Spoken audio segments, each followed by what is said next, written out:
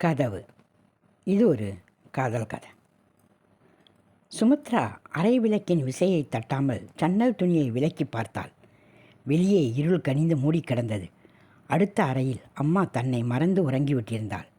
அது அவளுக்கு தோதாக இருந்தது. தொலைபேசி திரையை உயிர்ப்பித்து நேரத்தை பார்த்தாள். நள்ளிரவை எட்ட இன்னும் 5-6 நிமிடங்களே இருந்தன. இப்படி எத்தனை முறை பார்த்திருப்பாளோ அவளுக்கே தெரியாது. தன்னுடைய வாட்ஸ்ஆப்பில் சேகர் ஏதும் புதிய செய்தி அனுப்பியிருக்கிறானா என்று நோட்டமிட்டாள்.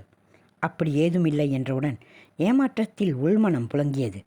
கைபேசியை அம்மாவுக்கு தெரியாமல் வைத்திருந்தாள். சேகர் வாங்கி கொடுத்தது. நான் வீட்டை விட்டு கிளம்பப் போகிறேன் சாயாங் என்ற ஒரு செய்தியை தட்டச்சு செய்து அனுப்பினாள். வாட்ஸ்ஆப்பில் திரை முழுமையாக ஒளியிழக்கும் முன்னர் உடனே கிளம்பி வா என்ற பதில் செய்தியை ஏந்தி வந்திருந்தது.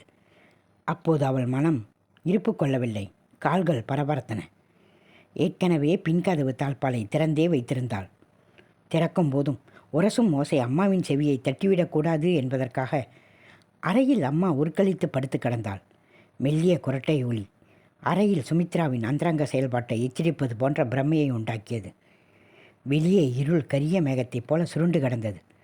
அது புகைப்போல் சுருள் சுருளாக அவளுக்குள்ளும் புகுந்து பீதியை கிளர்த்தியது. நள்ளிரவில் காற்று ஓய்ந்து விட்டிருந்தது. பனிப்பொழிவு அபூர்வ கைகளைப் போல சுமியை தீண்டிச் சென்றது. இங்கிருந்து எட்டி நடைபோட்டால் பேருந்து நிலையத்தை 7-8 நிமிடத்தில் அடைந்து விடலாம். தூரத்தில் பட்டண வெளிச்சத்தின் எச்சம் அவள் நடைபாதையில் கொஞ்சமாய் சிந்தியிருந்தது. விரைந்து நடைபோட்டாள்.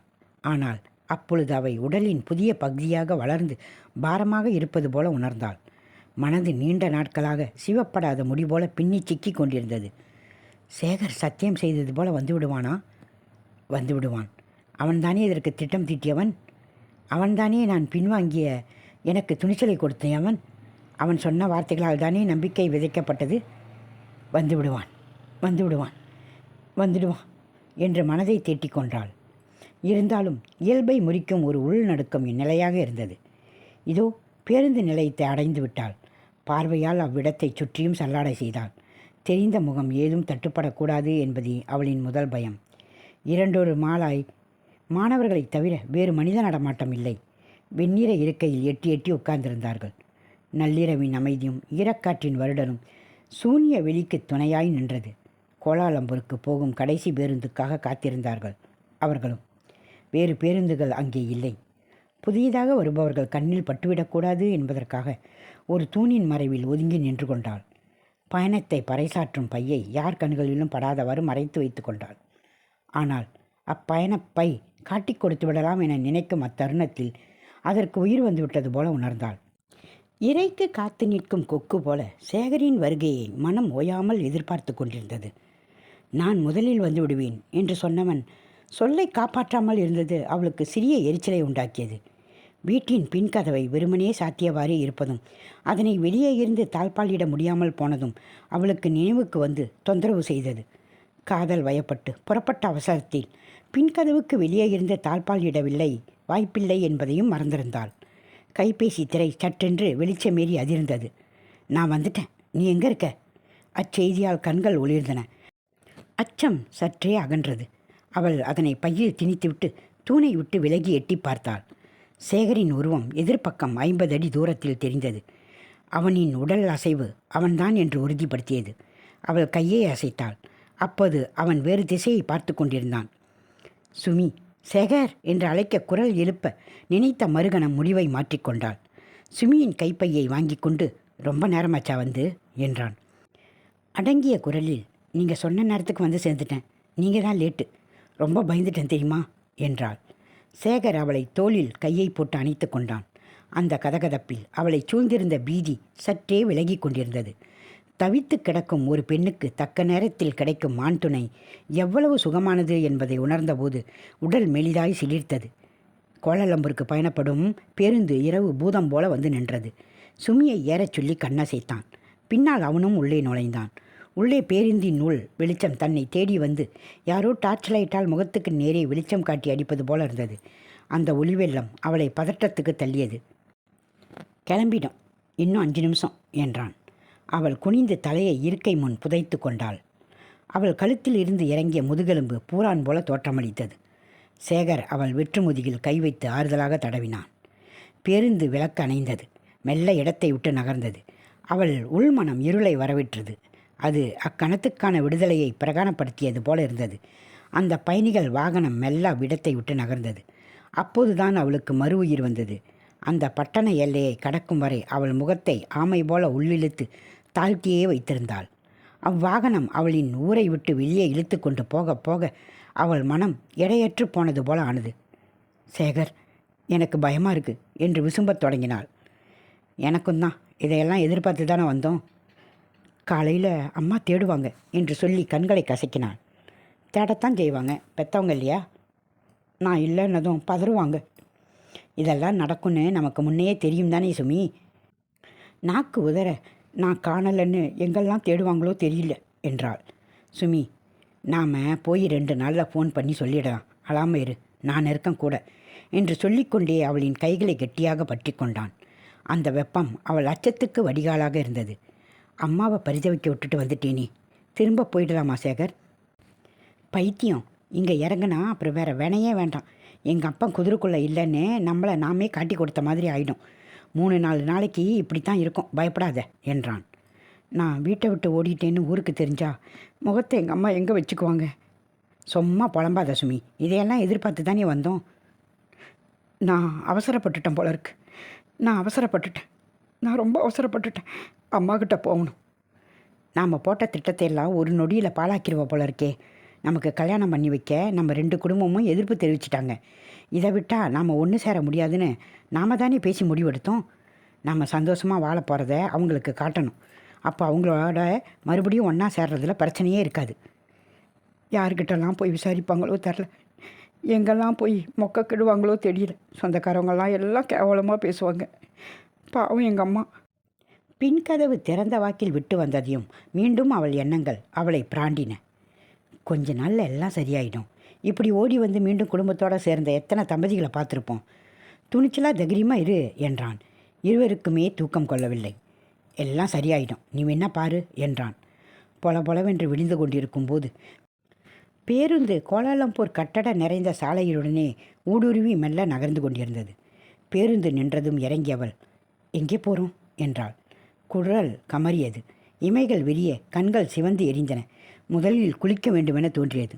ஹோட்டல் பார்க்கணும் என்றான். முன்னையே புக் பண்ணலையா? அவள் குரலில் துயில் களைப்பு பாரமான சுமையாக அழுத்தியது. உடனே கிடைக்கும், வா. ஹோட்டல் நிர்வாணா என்ற விளம்பர ஒலி எழுத்து அவர்களை அழைத்தது. ஓர் அறையை புக் செய்து கொண்டார்கள். தினைக்கும் இங்கேயே தங்குனா மற்ற செலவுக்கு என்ன செய்கிறது என்றாள்.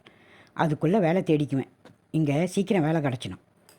சுமி தாழ்ந்த குரலில், நாம் ஓடி வர்ற அவசரத்தில் இதை பற்றியெல்லாம் சிந்திக்கல இல்லை. தனியாக வந்த உடனே தான் வாழ்க்கையை பற்றின பயமே வருது. பெற்றவங்களோட இருக்கும்போது இந்த பயமே வரல பத்தியா என்றாள். அவள் குரல் தழுதழுத்தது. சுமி, எந்த நேரம் பார்த்தாலும் பயந்து செத்தா எப்படி? நான் இருக்கேன், தைரியமாக இரு. என்ன? மீண்டும் வீட்டை நினைத்து கொண்டவள், வீட்டு குசினி கதவு தாப்பா போடலை. காற்று வேகமாக வீசினா கூட திறந்துக்கும். உடு, ஒன்றும் திருடு போவாது.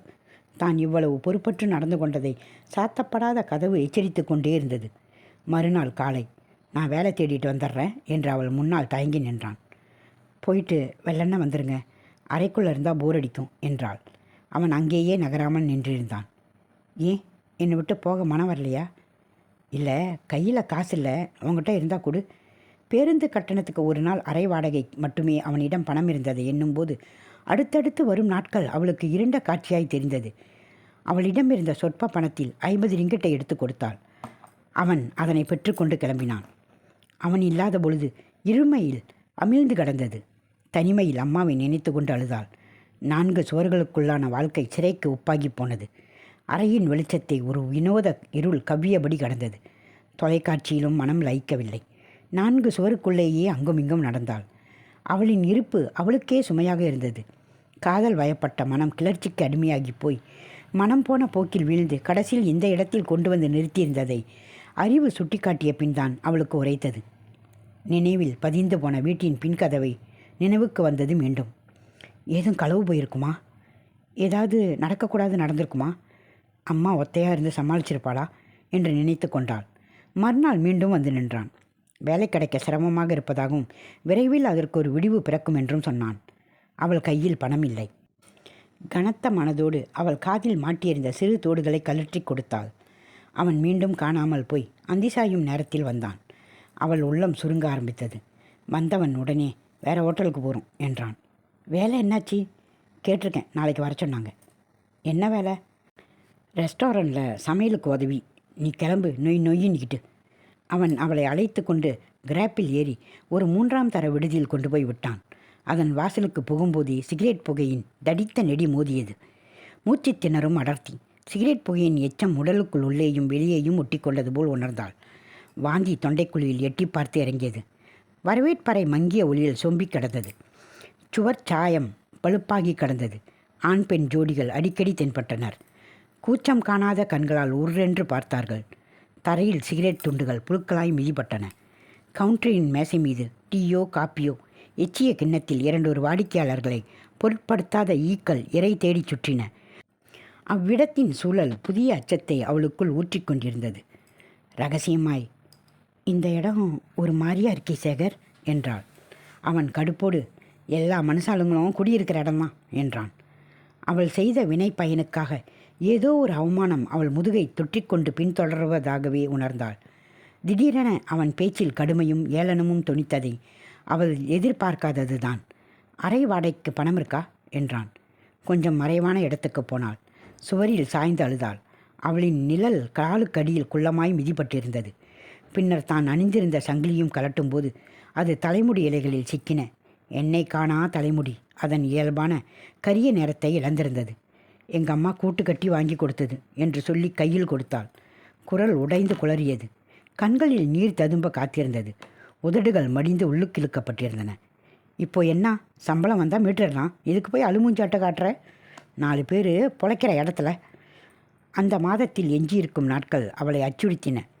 அவளிடம் இருந்த பணம், நகை, நட்டு எல்லாம் கொடுத்தாயிற்று. பையில் சில்லறையாக கொஞ்சம் எஞ்சியிருக்கலாம். தூரத்திலிருந்து எல்லாம் பார்க்கும்போது அழகாகத்தான் இருந்தன. அந்த இடத்துக்கே நெருங்கி வந்து பார்த்தாள். நாம் எட்டியிருந்த பார்த்த அழகு கலைந்து விடுகிறதே என்று நினைத்து உள்ளம் வெதும்பினான். அவளை வரவேற்பறையில் காத்திருக்கச் சொல்லிவிட்டு போய்விட்டான். சற்று தொலைவில் போய் கைபேசியில் யாருடனோ பேசத் தொடங்கினான். அவனோடு வந்ததிலிருந்து காத்திருத்தல் ஒரு நோயைப் போல சீண்டிக்கொண்டே இருந்தது. காலத்தை கருணையின்றி நீட்டிக்கச் செய்யும் நோய். கோலாலம்பூருக்கு வந்ததிலிருந்து வயிற்றில் பசியின் எச்சம் மிதந்து கொண்டே இருந்தது. உணவு வாங்கி வர எவ்வளவு நேரமாகுமோ தெரியாது. அந்த இடத்தின் சூழல், மனிதர்கள் உடல் அவளை வெளியே தள்ளியது. அவள் அவசரத்தில் எடுத்த முடிவால் ஏதோ ஒரு அவமானம் அவள் முதுகை தொற்றிக்கொண்டு பின்தொடர்வதாகவே உணர்ந்தாள். கூச்சம் உடல் மீது விஷமாய் பாய்ந்தது. யாரும்மா நீ? ஏன் இங்கே வந்திருக்க? சுமை விசாரித்தவளை ஏறிட்டு பார்த்தாள். அவள் தோற்ற ஒற்றுமை அந்த கூட்டத்தில் ஒருத்தியாக இருக்கலாம் என்று முடிவெடுக்க வைத்தது. நான் உன்னை இங்கே முன்ன பின்ன பார்த்ததில்லையே, யார் நீ? சுமி அப்பாவியாக சொன்னாள். நான் என் பாய் ஃப்ரெண்டுக்காக காத்திருக்கேன். ஓ, செத்த முன்ன உன் கூட வந்தானே, அவனா? ஆமாம். நீ நல்லா ஏமாந்துட்ட. அவன் எனக்கு தெரிஞ்சு இங்கே 2 பேரை கொண்டாந்து விட்டுருக்கான். நீ 3ஆவது. இது நல்ல இடமில்ல, தெரியுமா? சுமியின் முகத்தில் தீப்பிழம்பு அரைந்தது போல இருந்தது. கண்கள் ஈரமாகி கொண்டிருந்தன. துரியம் சில்லிட்டு பிடரி வரை விற்றென்று ஏறியது. உன்கிட்ட உள்ள எல்லாத்தையும் பிடுங்கியிருப்பானே, இனிக்க பேசியிருப்பானே. இங்கே ஏர்ந்து உடனே கிளம்பிடு. உன்னை தேடி இன்னும் செத்த நேரத்தில் ஆள் வந்துடும். அப்புறம் உன் விதியை யாராலையுமே மாற்ற முடியாது. கிளம்பு, உடனே கிளம்பு. ரகசியமான குரலில் அழுத்தமாக கட்டளையிட்டுவிட்டு ஒன்றுமே நடவாதது போல் அவள் அங்கிருந்து நகர்ந்து விட்டாள். துண்டில் முள் தொண்டையில் தொடுத்து இழுப்பது போன்று இருந்தது அவள் எச்சரிக்கை. அந்த எச்சரிக்கை உணர்வை உடலில் ஊர்ந்தபடி இருந்தது. யாரோ தன்னை பிடித்து நாலா பக்கமும் காத்து நிற்பது போன்று உணர்ந்தது. சுமி மிரண்ட கண்களால் சுற்றுமுற்றும் பார்த்தாள். அந்த இடத்தின் நடவடிக்கை அவளுக்கு துல்லியமாக புரிந்தது. உடனே வெளியாகி தப்பித்து விட வேண்டும். அவள் மெல்ல வெளியேறினாள். எதிர்படும் ஆண்களெல்லாம் அவள் சொன்ன ஆளாக இருக்குமோ என்ற அச்சம் தோன்றியது. அவர்கள் கண்களிலிருந்து தப்பிக்க கூடியபட்சம் அவள் முயன்றது. அவர்கள் நேர்கொண்டு பார்க்காமல் பூனை போல் நழுவியது. அவளை கடந்து செல்லும் பாதங்கள் சடார் என்ன நின்று அவள் கையை பற்றி கொள்ளுமோ என்று பதறினாள். அவள் சொன்ன அந்த ஆள் வந்து விடுவதற்கு முன்னர் அவள் கால்கள் வேகம் பிடித்தன. கால்களுக்கு அந்த அசாத்திய துரிதம் வந்தது வியப்பாகவே இருந்தது. சற்று தூரம் வந்தவுடன் தான் அங்கிருந்து தப்பித்து விட்ட நம்பிக்கை வந்தது. புலியின் குகையிலிருந்து தெய்வாதீனமாய் தப்பித்த ஆசுவாசம் உண்டானது. ஆனாலும் கால்களின் நடுக்கம் எஞ்சி கிடந்தது. பாதங்கள் சில்லிட்டு மறந்தன. நெஞ்சு வெடித்தது போல துடித்தது. கையசைத்து டாக்ஸியினை நிறுத்த முயன்றாள். அவள் அவசரம் புரியாது உதாசீனப்படுத்திவிட்டு கடந்தன. கையசைவுக்கு நிற்காத டாக்ஸிகள் மீது கோபம் பொங்கியது. ஆனாலும் கால்கள் அந்த இடத்தை விட்டு நகர்ந்தவாறே இருந்தன. ஒரு டாக்ஸி நின்றது. எங்கே போகணும் என்று முடிவெடுக்க முடியாமல் திணறினாள். நான் அப்புறமா காசு தரேன், முதல்ல என்னை ஏற்றிக்க என்றாள். டாக்ஸி ஓட்டி கண்ணாடி வழி அவளை சந்தேக கண்களோடு பார்த்தான். டாக்ஸி சாலைக்குள் இறங்கி ஊர்ந்தபோது அதே விடுதியை சன்னல் வழியாக பார்த்தாள். அப்படி பார்க்க ஒரு வரட்டு தைரியத்தை அவள் வரவழைத்து கொண்டாள். அதன் கதவுகளும் திறந்தே கிடந்தன.